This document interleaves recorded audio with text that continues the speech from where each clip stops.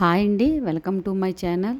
ఈరోజు నేను మంచి రెసిపీతో అయితే వచ్చానండి. నేను మామిడికాయ చేప ముక్కల పులుసు అండి. ముందుగా చేప ముక్కలకి కారం ఉప్పు బాగా పట్టించాలండి.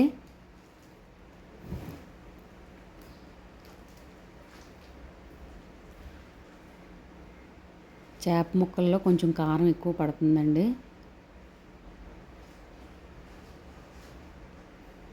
అలాగే ఆయిల్ కూడా కొంచెం ఎక్కువ పడుతుందండి. నేను 5 చెంచాల ఆయిల్ వేసానండి.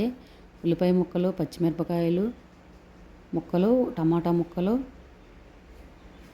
మామిడికాయ ముక్కలు వేసుకున్నానండి. అలాగే మనము తినే పులుపుని పెట్టి చింతపండు రసాన్ని వేసుకున్నానండి నేను. ఇప్పుడు కొంచెం కరివేపాకు కూడా వేసుకోవాలి.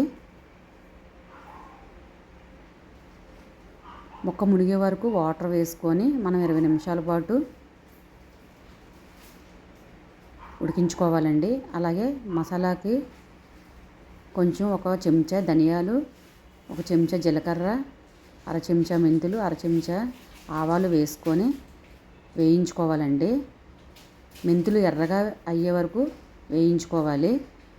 మనం ఒక రోట్లో కానీ మిక్సీ జార్లో కానీ వేసుకొని పౌడర్ చేసుకోవాలండి. 20 నిమిషాలు ఉడికిన తర్వాత చూసుకోవాలండి. మనం ఎలా తిప్పుకోవాలండి. గరిటె పెడితే ముక్కలు అయిపోతాయండి చేప ముక్కలు. అలాగే ఇప్పుడు ఈ మసాలా పొడిని మనము వేసుకోవాలండి.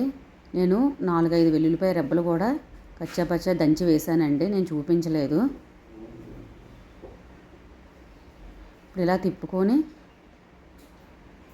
ఓ 10 నిమిషాల పాటు లో ఫ్లేమ్లో పెట్టి ఉడికించుకోవాలండి. ఉప్పు, కారం, పులుపు సరిపోయిందో లేదో చూసుకోవాలి. అలాగే కొంచెం కొత్తిమీర కూడా వేసుకొని అయిపోయిందండి.